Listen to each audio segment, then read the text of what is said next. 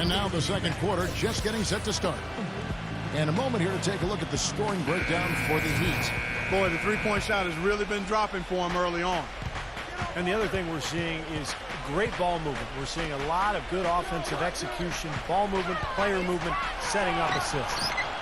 On the court right now for the Spurs, Leonard and Duncan are the pair at forward. In the backcourt, Parker and Ginobili. And it's Diaw in at the 5 spot. You know, the Spurs really have a cohesive culture, and part of that is something that Greg Popovich has been able to do, and that's being able to join guys together that normally might not hang out. For instance, you had Matt Bonner taking Steven Jackson out to a Coldplay concert last season. One way to help guys get to know each other off the court, and it helps them on the court. And let's now go to the sideline. We'll catch up here with Doris Burke. Doris? Gentlemen, there is no doubt that Tim Duncan is one of the all-time great NBA big men, but his celebrity has never matched his talent. His guarded personality may have something to do with that. Duncan said, quote, "I'm not an extrovert. People try to be bigger than the game, to make themselves an individual brand. I'm not that guy. I love playing basketball, and that's what I want to do. I don't need the extra stuff." Guys, knowledge of self, so important. Sure is. Thanks, Doris. Lewis, covered by Duncan. And the foul called on Kawhi Leonard. That's his first foul. And back to Popovich and the Spurs, he really makes a point of getting to know his players and have them get to know one another. That's right, Kevin. He likes to have his players have a sense of perspective about the world. He wants them to know that there are other things going on besides the NBA. In fact, back in 2012, he had the players watching the presidential debates together.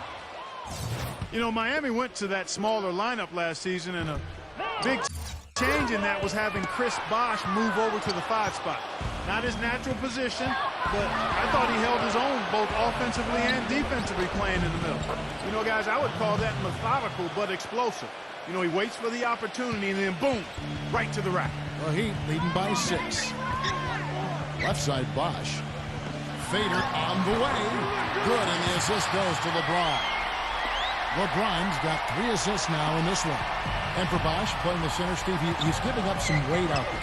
But he's a very smart defender. He avoids fouls, and you know, the way the league is these days, Kevin, most teams play smaller, and Bosh can normally find a center that he can guard without too much trouble. But there are a few matchups around the league that are a problem. Well, they got the speed and the pressure of that Miami defense.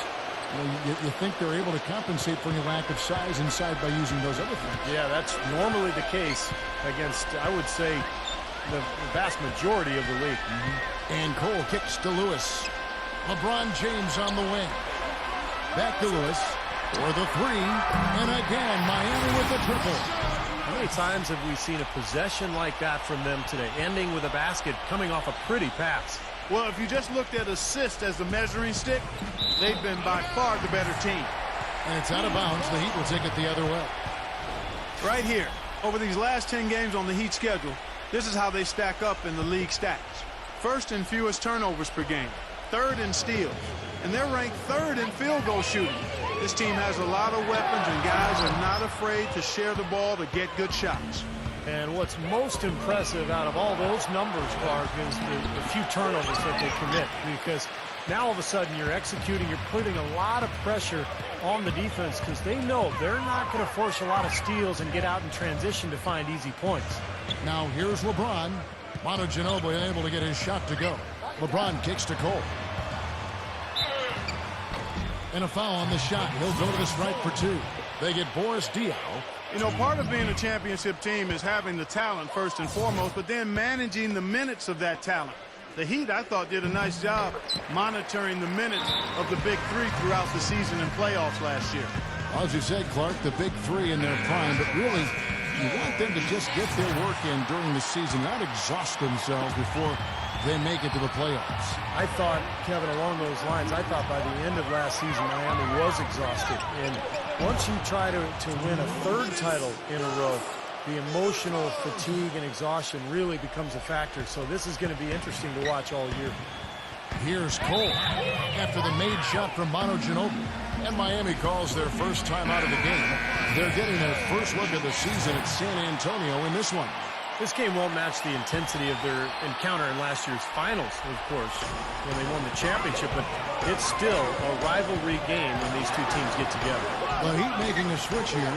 Anderson's checked in. Offensive rebound, Heat. Cole, second shot opportunity. And yet again, he takes it up and lays it in. And the Heat lead by 10.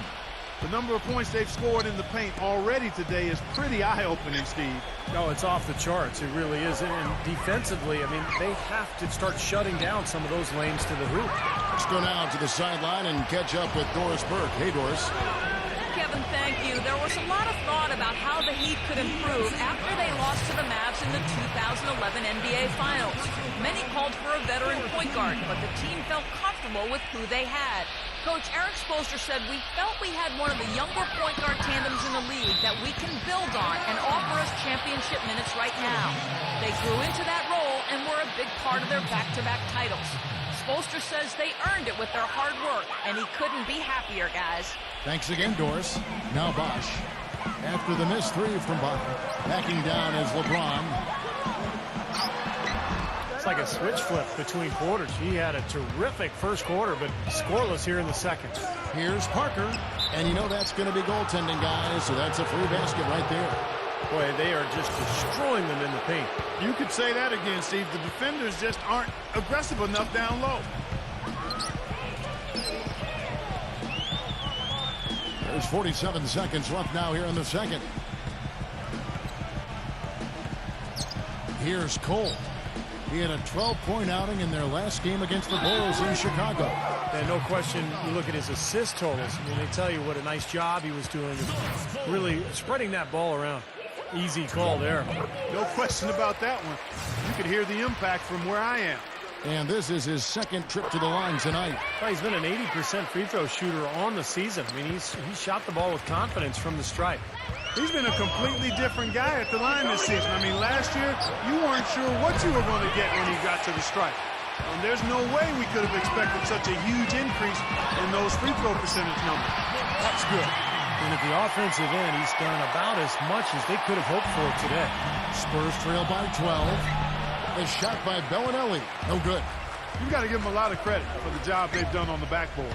Well, they've done a lot of things right, but I agree with you, Coach. Their rebounding is right there at the top of the list. Good. And that's now 6 points for Chris Bosh. He's got so much junk in his trunk. He'll find a way to hurt you. He dialed that one up from long distance. Always a threat, guys. Three-point land that time was seriously expanded in the gym range. Yeah, he's got the defense completely spread out now. And now, brought to you by Sprint. And it's out in New Orleans. Al Horford. The Sprint Halftime Report, presented by Sprint.